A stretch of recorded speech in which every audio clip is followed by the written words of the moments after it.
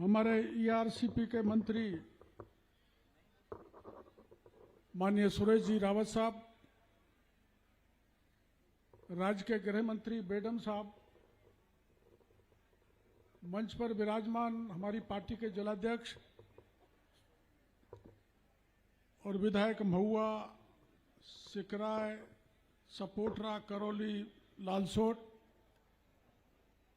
उपस्थित किसानों, माता और बहनों, मैं बहुत लंबे समय से आपके बीच एक भाषण देता आया था। 89 में मैं मुख्यमंत्री जी यहां से लोकसभा का चुनाव लड़ा था, तो करौली, सवाई माधोपुर, ये दोनों जिले सवाई माधोपुर संसदीय क्षेत्र में आते थे। मैंने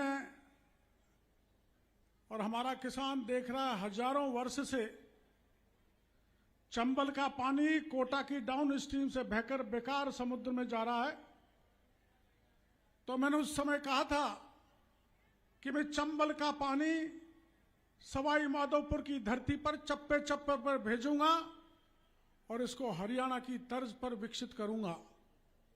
वो सपना आज आके पूरा हुआ है, जब भजन लाल हमारे राजस्थान के मुख्यमंत्री बने हैं और जहां से मैं भाषण दे रहा हूं, यहां पर चंबल का पानी आएगा। मैं बड़े विश्वास के साथ आपको कह रहा हूं। अपने जो बिशन समंद बांध यहां पर है, मोहनपुरा गावड़ी का बांध यहां पर है, और ये पानी केवल अपने टोडा भीम में नहीं आएगा, राजस्थान के 17 जिलों में जाएगा। किसान के लिए राजस्थान के मुख्यमंत्री का, देश के प्रधानमंत्री का 17 जिलों के किसानों को यह सबसे बड़ा तोहफा है, जिसमें 78,000 करोड़ रुपए खर्च होंगे। इसके लिए मोदी जी का बहुत बहुत आभार और बहुत बहुत मुख्यमंत्री जी का आभार प्रदर्शन करना चाहूंगा। भाइयों, मैं इस गांव में कुछ महीने पहले आया था। बहुत बड़ा जुलूस निकाला था, करीबन 3,000 महिलाएं कलश बांध के चारों तरफ गांव की परिक्रमा दी थी। मैंने पूछा ये चक्कर क्या है, समझ में नहीं आ रहा। इतना स्वागत तो मैं लोकसभा में जीता तब भी नहीं हुआ, कई बार नांगल शेरपुर आया तब नहीं हुआ। तो जुलूस निकलने के बाद एक मांग उठी कि हमारे नांगल शेरपुर में यहाँ चारों तरफ गुजर और मीणों का इलाका है, बच्चियों को पढ़ने की दूर दूर तक कॉलेज नहीं है। तो यहाँ के लोगों ने मांग की थी यहाँ पर एक कॉलेज खुलनी चाहिए। मुख्यमंत्री जी को मैंने कहा, बजट में घोषणा नहीं हुई। मुख्यमंत्री जी ने कहा नहीं, नांगल शेरपुर की धरती पर जाकर ही कॉलेज की घोषणा करेंगे। मैं यहाँ बीच में कार्यक्रम की जायजा लेने आया था 3 दिन पहले, व्यवस्थाएं देख के गया था। तो मैंने उस समय लपावली की तरफ से आया था, तो वहां गुजर भाई मिले थे। उन्होंने कहा हमको क्या दोगे? मैंने कहा बोलो क्या चाहिए? कि सभी समाज के लिए लपावली पे एक एनीकट गंभीर नदी पे बन जाना चाहिए। और मेरे को भरोसा है मुख्यमंत्री जी लपावली के पास एनीकट बनाने की निश्चित रूप से घोषणा करेंगे। इस बात का भरोसा मैं आपको देना चाहता हूं। इससे आपके इलाके का जल स्तर बढ़ेगा। मुख्यमंत्री जी, ये नदी है गंभीर, जो भरतपुर तक जाती है। इसमें पांचना बना हुआ है और इसमें 3 जगह बड़े एनीकट बना दिए हैं। एक कटकड़ के, एक दानालपुर के पास, एक महावीर जी के पास, एक पहाड़ी के पास। अब एक जगह लपावली रह गई, जहां पे आज ये मांग हमारी पूरी हो जाएगी। तो आपको मैं बहुत यहाँ की जनता के तरफ से बहुत बहुत आभार प्रदर्शन करूंगा, बहुत बहुत धन्यवाद देना चाहूंगा। हमारे यहाँ पानी की कमी आ गई, सर्वत्र आ गई, लेकिन ये जो गंगा लेके देश के प्रधानमंत्री चंबल से लेके यहाँ तक पानी चप्पे चप्पे पर पहुंचा रहे हैं, जिसकी घोषणा मैंने 89 में सांसद बनते समय आपके बीच में की थी कि चंबल का पानी लाके रहूंगा। कितने साल लग गए 89 से अब तक, कोई 40 साल बाद ये आपकी जो है समस्या का समाधान करने का सौभाग्य हमारी डबल इंजन की सरकार को मिला। इसके लिए आके किसानों को बहुत बहुत धन्यवाद देना चाहता हूं कि उनके यहाँ अविरल चंबल का पानी आएगा। कई जगह महिलाएं दूर तक मटका ले जाके पानी लाती हैं। यहाँ भी पानी की समस्या है, यहाँ ट्यूबवेल बहुत हुई हैं, यहाँ पानी के ठेकेदार बहुत हैं, लेकिन पानी का समस्या का समाधान इस गांव में क्या अगल बगल के किसी गांव में नहीं हुआ। अब मैं आप सभी को, बहन बेटियां बहुत आई हैं, आधे पुरुष हैं तो आधी महिलाएं हैं। ये वो महिलाएं हैं मुख्यमंत्री जी जो गीत गाते गाते मेरे को भी 73 साल की उम्र में डांस करा देती हैं, जबरन पकड़ के। इन माता बहनों का मैं बहुत बहुत स्वागत करना चाहता हूं, धन्यवाद देना चाहता हूं। मैंने इनसे कहा था कि पूरी महिलाएं आना, पूरी महिलाएं यहाँ पर आइए। बहन बेटियों, आपकी कोई मांग ऐसी नहीं रहेगी जो पूरी नहीं हो, आपको मैं भरोसा देना चाहता हूं। मेरे भाइयों, आपने अब ये खाद, बिजली, नकली खाद, नकली बीज, नकली पेस्टिसाइड, इसकी खोज करने वाली हमारी सरकार है। किसानों ने कभी भी नहीं सोचा था कि डीएपी खाद नकली आएगा, फर्टिलाइजर नकली मिलेगा, लेकिन हमने अंदर तय तक जाकर नकली खाद को भी पकड़ लिया, नकली दवा को भी पकड़ लिया, नकली बीज को भी पकड़ लिया। और मैंने आश्वासन दिया राजस्थान के किसानों को, मुख्यमंत्री जी ने भरोसा दिया कि अब आगे हम ऐसी व्यवस्था करेंगे कि किसान को नकली बीज नहीं मिलेगा, घटिया खाद नहीं मिलेगा, असली पेस्टिसाइड मिलेगा। केंद्र सरकार के केंद्रीय कृषि मंत्री जी ने कल ही घोषणा की है, इनके लिए ऐसा सख्त कानून ला रहे कि जो किसान के साथ धोखा करेगा, छलावा करेगा, किसान को लूटेगा, घटिया खाद देगा, नकली खाद देगा, नकली बीज देगा, नकली पेस्टिसाइड देगा। केंद्र सरकार एक बिल ला रही है जिसमें 10 साल की सजा और 20 लाख तक की पेनल्टी का प्रावधान भारत सरकार करने जा रही है। किसी भी व्यापारी की हिम्मत नहीं पड़ेगी कि किसान के साथ छलावा किया जाए, किसान के साथ धोखा किया जाए। भाइयों, मैं भी आपकी तरह साधारण किसान परिवार में जन्मा हूं, मुख्यमंत्री जी भी साधारण किसान परिवार से जुड़े हैं। आप भगवान तो नहीं है, लेकिन भगवान से कम नहीं है। आप अन्नदाता हो, अन्नदाता भगवान से कम नहीं है। आप देश की जनता का पेट भरते हो। एक समस्या जो हमारे इलाके की है वो पूरे राजस्थान में थी। वो समस्या क्या है कि रात को बिजली आती है, रात की बिजली, रात के कड़ाके में मेरा किसान कड़ाके की ठंड में खड़ा होकर लाल बहादुर शास्त्री ने नारा दिया था, जय जवान जय किसान। जवान वो जो देश की सीमा पर खड़ा होकर अहरनिश देश की सीमा की रक्षा करता है, गोली चलानी पड़े तो गोली चलाता है, शहीद होने की स्थितियां तो शहीद होता है, लेकिन हमको चैन की नींद सुलाते हैं, हमारे देश की रक्षा करते हैं। और किसान भाई ये जो यहाँ पर बैठे हैं, रात दिन कड़ी मेहनत करके कड़ाके की ठंड में खड़ा होके, ओले जैसे पानी में खड़ा होके फसल तैयार करके देश की जनता का पेट भरते हैं। ऐसे किसान को, ऐसे महिला किसान बहनों को मैं बारंबार नमस्कार करना चाहता हूं, प्रणाम करना चाहता हूं। आप साक्षात भगवान के रूप में यहां पर विराजमान है। इसलिए किसान भाइयों को किसी प्रकार की दुख तकलीफ नहीं हो। ये हमारे प्रधानमंत्री जी ने किसान सम्मान निधि योजना चालू की थी। किसान सम्मान निधि 6,000 भारत सरकार देती है। मैं राजस्थान के मुख्यमंत्री को धन्यवाद देना चाहता हूं कि वो उन्होंने 3,000 बढ़ाकर 9,000 किसान सम्मान निधि हम राजस्थान के किसानों को दे रहे हैं। जो एमएसपी पे गेहूं और दूसरे उसकी खरीद की जाती है 150 रुपए, और 3 साल में 450 रुपए बढ़ाकर एमएसपी पे राजस्थान सरकार के, राजस्थान किसान के गेहूं को खरीदेगी। किसी भी तरीके से कोई परेशानी, आज मेरे को कल मीडिया वाले पूछ रहे थे कि साहब ओला पड़ गया, बरसात हो गई, मैंने कि 2 तरह से किसानों की मदद करेंगे।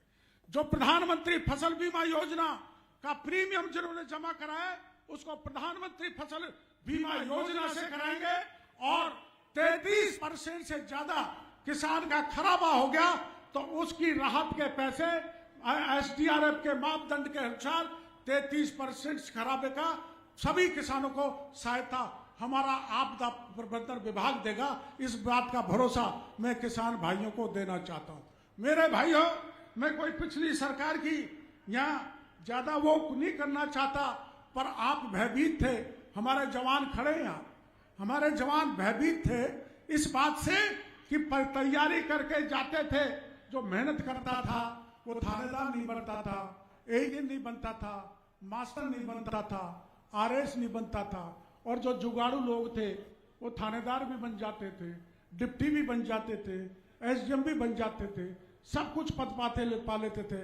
आपको पता है पिछले राज में 18 में से 17 पेपर लीक हुए और हम हल्ला करते रहे सड़कों पे, पेपर लीक हो रहा है, गहलोत साहब ये पेपर लीक को बंद करो, लीक के माफियाओं को जेल में डालो, इनको गिरफ्तार करो। उनको तो गिरफ्तार किया नहीं, उल्टा डॉक्टर किरोड़लाल को गिरफ्तार करके जेल में डाल दिया।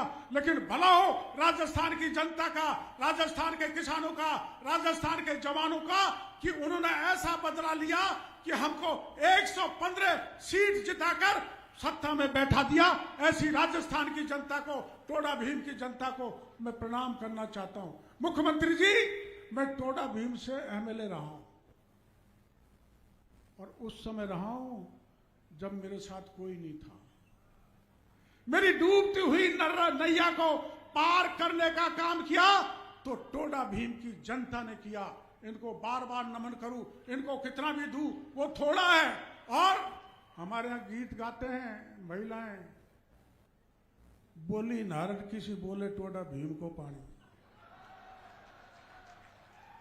वो टोडा भीम है ये, और उस टोडा भीम में आपने आज पैर रखे हैं। मैंने आपको लिस्ट पकड़ा दी है। अब वो कैला देवी आपके घट में बैठेगी, मदन मोहन बैठेगा, बैराया मैया बैठेगी, बालाजी महाराज बैठेंगे, तो ज्यादा से ज्यादा अपन को मिलेगा। मैं यही प्रार्थना कैला देवी जी से करना हूं। वैसे तो तैयारी करके आए मुख्यमंत्री जी, पूरी तैयारी ये करके आए कि डॉक्टर साहब का ले जाने का उद्देश्य केवल यही नहीं है कि मेरा स्वागत करेंगे, उद्देश्य यह है कि कुछ जेब की भी कतरन कर दें ताकि ज्यादा से ज्यादा मुख्यमंत्री जी हमारे यहाँ घोषणा कर दें। आपने देखा पेपर लीक हुए।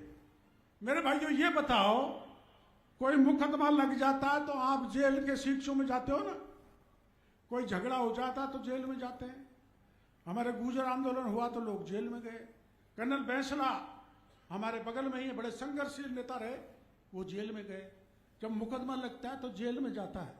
आपने कभी किसी थानेदार को जेल में जाते हुए देखा है क्या? नहीं देखा ना। भजन लाल जी की सरकार ने 70 थानेदारों को जेल के शिक्षों में डाल दिया। यहां आराम करो, आपकी जगह यहां है। आप सही थानेदार, सही परीक्षा देके थानेदार नहीं बने हो। और जिन्होंने गलत थानेदार बनाया उन आरपीएससी के मेंबरों को भी जेल के शिक्षों में डाल दिया। मैं आया था 5-6 गांव यहाँ पर घूमा था, तो वो जल जीवन मिशन के लोग हैं ना, वो सड़क को काट के छोड़ गए। कहीं नल लगाया, कहीं नहीं लगाया, कहीं टंकी यूं लग रही है, कहीं पाइपलाइन अधूरा, टंकी नहीं जुड़ी। करोड़ों का, अरबों का घोटाला जल जीवन मिशन में जिस मंत्री ने किया, महेश जोशी को जेल में भेजने का काम किया तो भजन लाल सरकार ने किया। भ्रष्टाचारियों के मामले में हमारी सरकार जीरो टॉलरेंस की नीति रखती है, जीरो टॉलरेंस। मैं आपको भरोसा देना चाहता हूं कि आपको किसी प्रकार की दिक्कत हमारी सरकार में नहीं आना चाहिए। और इस मौके पर मैं निमंत्रण देना चाहता हूं, आपका मेरे पे डबल एहसान है, डबल। एक एहसान बुरे दिनों में जिता के विधानसभा में भेजा, और उससे पहले का एहसान 1989 में जब लोकसभा का चुनाव लड़ा था तो सवाई माधोपुर में मैं देश में भारतीय जनता पार्टी में सबसे ज्यादा मतों से जिता के भेजने का काम किया तो आप भाइयों ने किया। इसलिए सवाई माधोपुर, करौली, टोडा भीम की जनता का मैं एहसान नहीं भूल सकता, बहुत बड़ा एहसान है। माननीय मुख्यमंत्री जी, आपके भरतपुर से लेके वैर आ जाओ, हिंडौन आ जाओ, करौली चले जाओ, हमारे महुआ चले जाओ, आप जैसी भाषाएं हमारे यहाँ बोलते, क्या हाल है लाला तेरो, ए ललुआ क्या हाल है तेरो, ओ मोड़ी पानी पाते, ये भाषाएं हम बोलते, हमारी भी ब्रज की भाषा है। हम भी ब्रिज, बस यहां तक ब्रिज है, तो मुख्यमंत्री जी उसमें भी कुछ विचार करेंगे। आप पे बंशीधारी गिरधर गोवर्धन जी की बड़ी कृपा है। और यहां से मैंने आपसे कहा, आपका मैं धन्यवाद देना चाहूंगा। इस गांव से जितना भी महावीर जी के आसपास के गांव है, ये सब पैदल गोवर्धन जी जाते हैं। मेरे गांव होके, साता होके, सीधे वहां भुसावर पहुंच के गोवर्धन जी जाते हैं। मैंने आपसे कहा था यहां से वहां तक सड़क बना दो, 64 करोड़ रुपए उसमें आपने दिए। 64 करोड़ में गोवर्धन जी जाने के लिए यहाँ के भक्तों का ऐसा सुंदर रास्ता बनाए कि वो बेरोक टोक गोवर्धन जी तक जाएंगे और उनकी सफल यात्रा होगी। मैं ज्यादा नहीं बोलूंगा। मुख्यमंत्री जी को फिर अगला कार्यक्रम में पुष्कर में जाना है, क्योंकि पुष्कर के हमारे माननीय सुरेश जी मंत्री हैं। सुरेश जी जरा खड़ा हो जाओ। यही सुरेश जी हैं, ताली बजाओ जोर से। सुरेश रावत। ये मैंने पूछा कहां से आ रहे हो आप, इतने देर कैसे हो गई? मुख्यमंत्री जी इन्होंने, सुरेश जी ने कहा कि हम बूंदी से आ रहे हैं, कि बूंदी में क्या कर आए। ऐसी लीला आप जाके देखना, मैं आपको ले चलूंगा। वरना किसान, मैं कृषि मंत्री हूं, आप ये जो कृषि की प्रदर्शनी लगी है ना, सब किसान देख के जाना। इधर पश्चिमी राजस्थान गंगानगर हनुमानगढ़ में किसान ट्रेडिशनल खेती से हटकर ये खेती कर रहे हैं, उससे किसान की आय बढ़ती है, किसान आर्थिक दृष्टि से मजबूत होता है। तो मंत्री जी बता रहे थे हम पानी यहाँ नांगल में ला रहे हैं, टोडा भीम में ला रहे हैं, सिकरा है, बांदीकुई, राजगढ़, सब जगह अलवर तक ले जा रहे हैं। वो पानी आ कैसे रहा है कि चंबल नीचे चल रही है, चंबल नीचे चल रही है, और चंबल को खुदाकर चंबल का ही पानी नांगल, शेरपुर और गंभीर नदी तक लाया जाएगा।